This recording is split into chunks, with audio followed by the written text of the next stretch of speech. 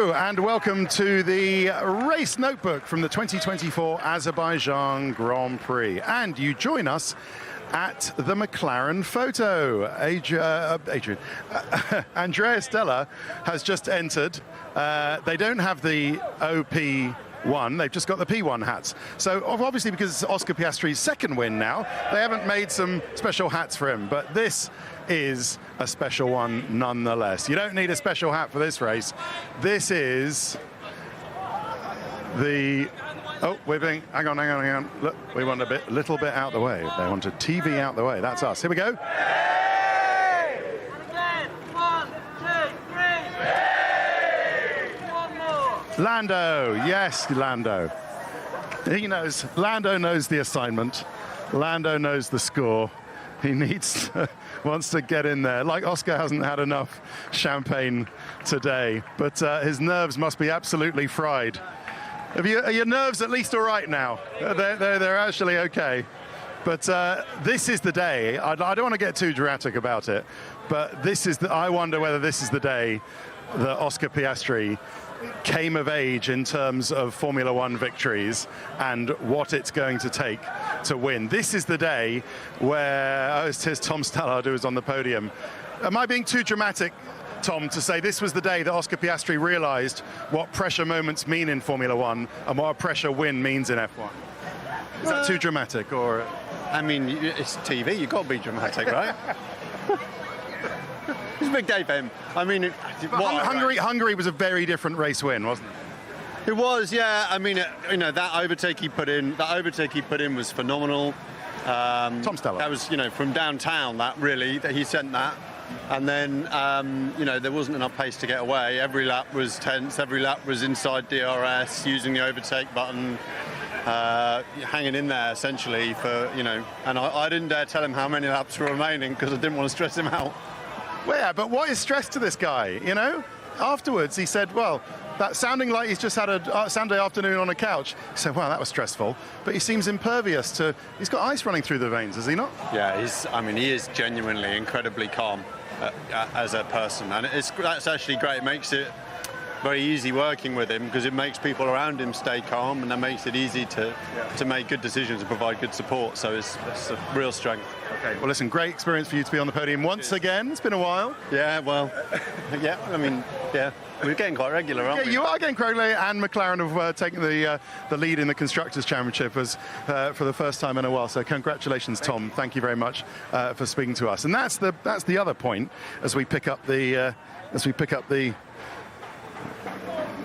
Ferrari Trento, is that McLaren now lead the Constructors' Championship, and that hasn't happened till the glory days of 2008. So yeah, it's a young group of people. I don't mean young in age, although young that's also true, but it's a young group of people in terms of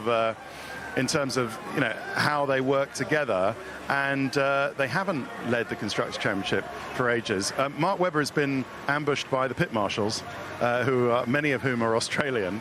I think he was looking for a sort of an early out, but I don't think he was particularly stressed, because Mark knows what he's got, the charge that he's got. He knows what Oscar is capable of, and he knows the job that Oscar had to do. So yeah, a very different win from Hungary for a second win, a pressure win, and one that meant that McLaren now lead, with Lando's points as well, lead the Constructors' Championship. Well done, Australia. Advance Australia fair.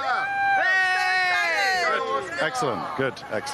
Glad you could do it. Right, should we do McLaren while we move in? Now, the rules say we actually have to move in, so there might be a bit of break, as usual. There might be a bit of breakup as we move in, so bear with us for this. But let's do McLaren. Oscar Piastri P1, Lando Norris P4. And did Lando make it for Oscar today by backing up Sergio Perez? Would Perez, having tried the undercut on Oscar Piastri, have got past him? Well, possibly, and actually that's something they said on the radio to Lando afterwards. He said, well, Lando, I know it's only P4, but you have finished ahead of Max Verstappen, so I win my bet. And you made that win for Oscar today. So the team certainly think that Lando helped make the win. I think that's the phrase, helped make the win for Oscar today. Yeah, crucially, Sergio Perez pitted before Oscar Piastri, tried the undercut, and had Lando not held up Perez, then had Perez finished, rejoined ahead of Piastri, it might have been a very different story today. But yeah, Lando up to P13 off the start immediately. So now he gets a good start when he's starting P15. Now Lando gets a great first lap. Anyway, so McLaren improving their starts. Oscar was held behind Charles Leclerc. Oscar struggled with the rear temperatures on his medium tyres, then pitted a couple of laps after Lando. Lando helped out, as I said, and so Oscar stayed ahead. Oscar was quick on the hard tyre and very quickly, as we heard Tom Stallard say just then, took the lead from Charles Leclerc on lap 20. Lando pitted on lap 38. Lando chased down and got past Max when Max pitted for a soft tyre and a fastest lap attempt, and got P4 ahead of Max Verstappen, and they are leading the Constructors' Championship. So that is the definition today of damage limitation. Are they doing this usual, thanks to the McLaren's own social media stuff? They are, aren't they? Bit of a public way of doing it this week, because everybody is here. Oh, hang on, JD, you're about to run over Drive to Survive. Turn around. There she is. Sorry, Kat. It's all right. You know that wouldn't be. I wouldn't know. It's never a good move to run over Drive to Survive. But look, Kingy's there with his big extender. Oh, what an extender you've got there. Nice.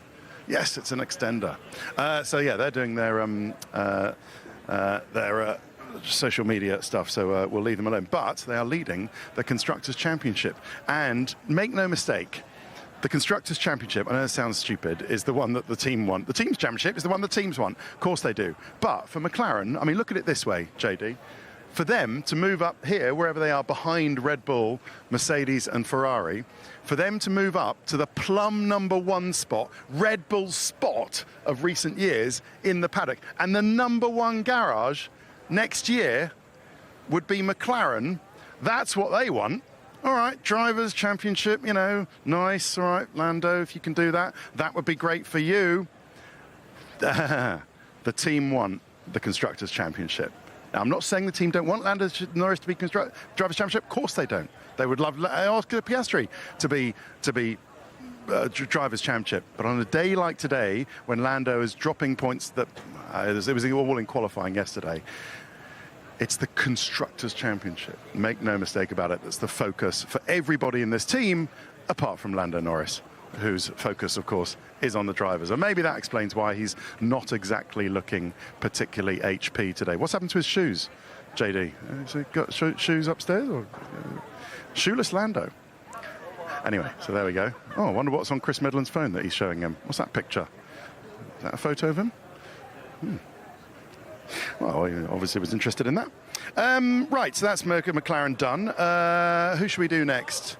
Let's do Ferrari, because they didn't win the race today. So it was revenge of a sort for McLaren after Ferrari nabbed the win, the home win for them, off the Papaya team in Monza, because it was P2 for Charles Leclerc and a DNF for Carlos Sainz. So Charles Leclerc brought his tyres in pretty beautifully and then pulled away from Oscar Piastri. But as soon as he got onto the hard tyre, he just dropped back and was absolutely nowhere and was done by Oscar Piastri. So that's as simple as it was. And then Charles Leclerc's tyres went off at the end, and he was in a colossal fight with his own teammate, Sergio Perez, which of course ultimately ended in tears. But yeah, Charles Leclerc said on the radio, it's crazy how they have more grip than us. Had a huge fight for the whole race, which was incredibly exciting. A colossal fight with Oscar Piastri, did Leclerc, but couldn't get past him. And then his tyres went off a cliff. He dropped back. Sainz, who had looked after his tyres and just watching, as was Sergio Perez, attacked. Sainz was about to attack Leclerc, but then dropped back, and then dropping back, drifted towards Checo Perez. They tangled, and both were out. So it was a DNF for Carlos Sainz. And they're playing the blame game, obviously. Fred Vasseur said, look, you know, Sergio had some room on the inside, and he just sort of stayed there. Red Bull saying, well, Carlos drifted to the left. It will be done and decided by the stewards. But Red Bull think that Sainz is going to get a 3-place grid penalty for the next race in Singapore. I must say that is a common suspicion or fear in the paddock for Carlos Sainz's sake. With the suspicion is that it will be Sainz who is penalised and he might pick up a grid penalty for Singapore, but we will see. Otherwise, yeah, a bit of a lonely fourth. It was a lonely fourth up to that point for Carlos Sainz, but it certainly didn't get lonely in the end. Right, let's do Mercedes, and it was all about tyre. Just over there, just behind you, JD. There they are, Mercedes. Yep. Ninth for Lewis Hamilton. George Russell inherited the podium. Well, everybody inherited places after Sainz and Perez came together. But it was a really good second stint for George Russell. And George pitted the same lap as Max Verstappen on lap 13, stayed behind until lap 34 when he picked off Max and his ailing Red Bull car for P6. And then a very strong second stint, see him finish on the podium. Tyres, tyres, tyres, he said. It was all about tyres. And it was all about tyres and temperatures for Lewis Hamilton as well. Lewis Hamilton started from the pit lane to P9 is not bad. So Lewis started on the medium tyre due to... Do you remember in Australia? Maybe you don't. It's a long time ago, back in March, but Lewis's engine blew up, and so they knew eventually they'd have to change, take a fifth power unit, did Mercedes. And because Lewis wanted to change some things on his setup, even though he was starting within the top 10 today, he thought it was a good time to do it, so they did. And then that meant starting from the pit lane, but it wasn't a great result, and just as well, actually, in a race that was really sort of hampered by out of control rear tyre temperatures. Lewis said, "Look, can you see how I'm having to drive this thing?" And Pete Bonington, his engineer, said, yeah, but it is effective, just trying to keep those. What that was all about was just trying to keep the rear tyre temperatures under control, because if they got too hot, they were nowhere, and you had absolutely no grip. Lewis would probably argue he had no grip anyway, but still, he managed to get a couple of points with P9, George Russell P3. We'll do Red Bull, then we'll take a break. And they're sort of licking their wounds here today, because there was no pace in Max Verstappen's car. Checo Perez has been happy with the car all weekend. That's been self-evident. And Sergio would have got or challenged for P2, and might have even got the win had he managed to get past or get close to Oscar Piastri. To be honest with you, I don't think Perez would have got Piastri. I think Piastri was far enough ahead. But if that face of Helmut Marko tells its own story, doesn't it, JD? Not that one. That's an empty door. Oh, you're about to see somebody come out of there.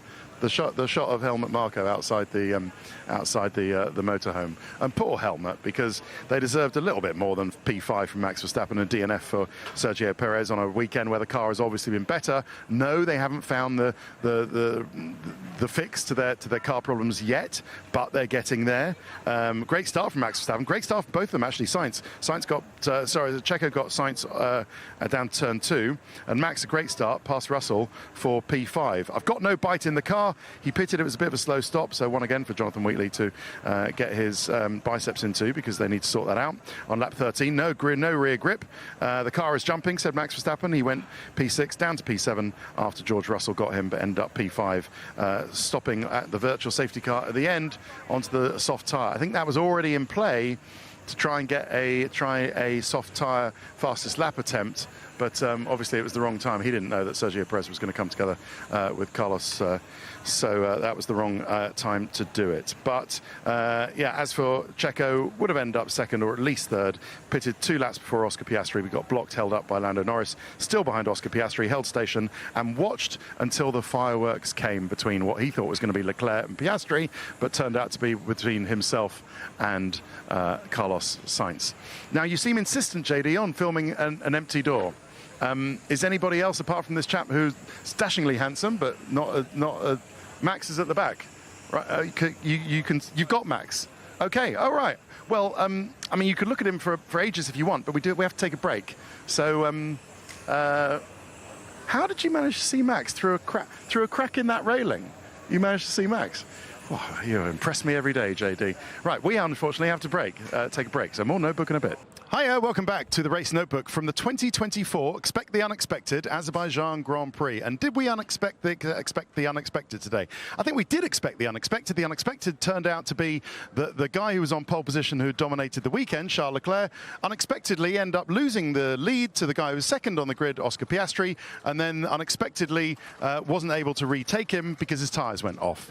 And then we had a really unexpected crash at the end between the guy who was going to finish second and third, or third and fourth, Charles Leclerc, Carlos Sainz and Sergio Perez. Right, so really I think we can expect the unexpected. That's good, otherwise they would have had to redo that big sign on their hotel. Aston Martin have scored a very creditable 6th place today, so well done Fernando Alonso. What a star of the day. I know we're picking up Williams, which we'll talk about in a second, but Alonso, great performance for P6. Yes, I know he's inherited a couple of places with the Sainz Perez coming together, but Alonso pitted early, lap 12 to cover Colapinto.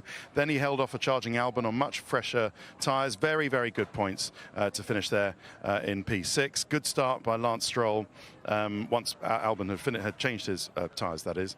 Good start by Lance Stroll, up 2 places, but was either hit or he hit Tsunoda, depending on who you are and what your viewpoint is, and had to pit for the hard tyres. Then he had to pit again, was running last, and then had a brake problem and had to retire, did Lance Stroll. But Aston Martin have scored more important points for their constructors today. Now, if you're wondering why both Alpine drivers pitted on the last lap, here we go. There's a nice little powwow between Pierre Gasly and Oliver Oakes.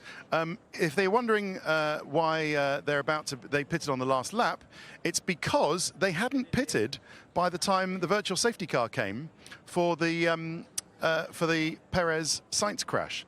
So they were trying a bit of a Hail Mary today. So Gasly finished P12, Ocon P15. Gasly was a hard starter. They were both hard starters. That was the point. And they went more or less to the end of the race to see what would happen if they get a safety car, if they get a cheap stop and nick some points off somebody. They did get a safety car. It's a virtual safety car, but it was at the end of the race when they were going to have to pit anyway, and they haven't ended up with any points. But it was worth a try, you've got to say. He was running a great start up to P15 for Gasly, then he was 14th ahead of Ricciardo, went long, so long that of course they had to pit at the end of the race. Ocon from the pit lane due to a new power unit, also on the hard. I'm losing so much race time behind Zhou Guanyu, said Esteban Ocon. Closed up behind Daniel Ricciardo, but was a long way back, P16. Also had to pit on the last lap, and they have lost P8 in the Constructors Alpine to the Williams team. So no wonder Ollie Oakes is looking a bit miffed if he is with Pierre Gasly, the Gasman and the Gasmobile there, because they have lost P8 in the Constructors to Williams Racing, who've scored 10 points today. If you haven't seen the celebrations in the garage after the race that we had on the main show, then look for it on the socials, because it's quite good fun. And we have the family Colapinto here, who should be very happy with themselves, because Franco Colapinto has scored points, 4 points, which is more than Logan Sargent ever did in one race. Sorry for Logan, but this in today's Grand Prix. And you've got to say, I mean, listen, it's impossible to know whether Logan Sargent would have finished where Colapinto did today, but it does mean that James Vowles' decision to replace the likeable Floridian with the Argentine was probably the right decision, because they've scored 10 points and helped Albon and the team in the Constructors. 7th for Albon, 8th for Colapinto. Albon was a hard tyre starter. Colapinto ran ahead of Alex Albon and behind Fernando Alonso, of course, because Colapinto started ahead of Albon on the grid because of the big fan incident. And then, they let me know if you want me to pressure Alonso, said Colapinto. His tyres went off. He pitted on lap 11. Albon stayed out and held up his friends Lando Norris, Max Verstappen and George Russell, but he was doing what he needed to do for his stint, which is absolutely right, because he ended up with a huge load of points. 6 points for Alex Albon.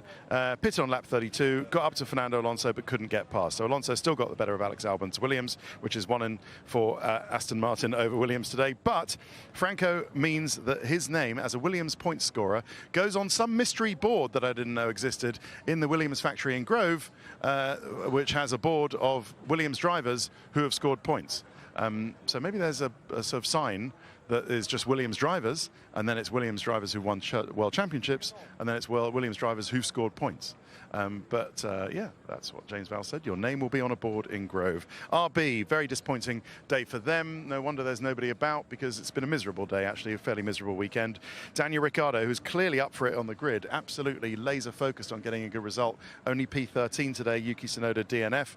Yuki got hit by Lance Stroll, or hit him, depending on, as I said earlier, your viewpoint, and dropped well down in a mishandling car to 16th, then retired on lap 17 with floor damage. Ricciardo raced Gasly, but couldn't finish ahead of him even when Gasly stopped on the last lap to complete his mandatory tyre stop. As Gasly pitted under the virtual safety car, end up 29 seconds behind. Not their day. Helmut Marko says that it'll be after Singapore. We've been waiting to hear who is going to be Yuki Tsunoda's partner at RB next year, and Helmut Marko is saying that is teasing us that it's now after Singapore that we will hear whether it's going to be Daniel Ricciardo or Liam Lawson, who we think it's going to be Liam Lawson. Yeah, that's what's going on at RB. Right, Sauber. And they haven't scored any points either. Valtteri Bottas P16, Zhou Guanyu 14th. And actually, Zhou Guanyu needs some credit, deserves some credit today, because he was the faster of the Sauber drivers and had a good strategy. They ran 17th and 18th early on. Valtteri was a medium tyre starter, but his tyres went off and had to stop on lap 12 and then just fell back. But Zhou started long, was on the hard tyre, car feels good, got ahead of Ocon and finished in a very solid P14. Now, I know that doesn't sound very solid, but it is a very solid P14, I was just saying, Vanessa, for Zhou Guanyu. He deserves some credit today. I thought it was really not that bad. There you go. It was a long race for Valtteri Bottas, but yeah, a very solid P14. I think he deserves credit. Fully agree. Excellent. Great. Vanessa, everybody from the Sauber PR department. Thank you, Vanessa. So yeah, long race for Valtteri Bottas, P16 finisher. And we come finally to Ollie Bearman. There's no point looking for him because he's left already. And every race that Ollie Bearman has started so far in Formula One, he's scored points in. All right, one of them was in a Ferrari, but when the other one is in a Haas, and oh, lovely little walnut cheese board they've got. Or as maybe that's for charcuterie on there. Haven't they got good tasting cheese boards here at Haas? Got a lovely walnut cheese board in there. Yeah, no, I was just observing it. Is that a block of cheese that's going to Singapore? No, you're not freighting a. Oh, it's a thing. You can't freight cheese. Oh, you learn something every day. Right, you can't sea freight cheese. Of course you can't. What am I talking about? Anyway, so Ollie Bearman scored a point today. Another point for him, this time in a Haas. But interesting story about how he got there. They ran well early on. Ollie Bearman they asked him to release Hulkenberg so Hulkenberg could run behind Colapinto P11, which he got him through the stops and stayed ahead. So actually, Hulkenberg was running in the points and would have scored some decent points today, at least P10 or more. But on lap 49, Hulkenberg brushed the wall, knocked a button on his steering wheel. Then he got a load of debris from the Checo Perez Carlos Sainz battle. He got distracted, and then he lifted off too much after the clash with Checo and Sainz. Hulk lifted off too much, and that allowed Ollie Bearman, who had his wits about him, to power past him and nick the place and the points. And to say that Nico Hulkenberg is a little bit miffed or cheesed off, as you might say, is an understatement. I saw Hulkenberg leaving the circuit quite early, and I thought, oh, that's a bit, with sunglasses on and a very nice green T-shirt, and I thought, that's a bit odd. Why is he leaving? Why is Hulkenberg leaving before what clearly would have been the debriefs? And now I know why, because he was so annoyed with himself, probably not with Ollie Bearman, because Ollie was just racing, doing what he needs to do, yeah, he lost a point. So while I feel very sorry for Nico Hulkenberg, who finished 11th, you've got to say, well done, good opportunist move from Ollie Bearman to nick the final point for Haas F1. Very important, that is. Right, we will end the day with a shot of the world champion, who, yes, he's lost a bit more points. Oh, look at this. Oh, what a saucy shot this is. World champion present on the left world champion future on the right, Kimi Antonelli. But Max might have ended the day with his championship lead a little bit reduced, but not as much as it could have been. So while it was not a bad day for Max Verstappen, it was a really great, a slightly better day for Lando Norris in the drivers, but you've got to say a great day for Oscar Piastri. And yeah, in Azerbaijan, it's been a case of advance Australia fare. Max Verstappen and the Drivers' Championship continues to Singapore, where we will see you all here on Sky F1 in just a few days' time. Thank you so much for watching. Thanks for your company over the weekend. And it's a back-to-back, so Singapore is next weekend. Congratulations, Oscar Piastri. Here's your winner here this weekend. Bye-bye.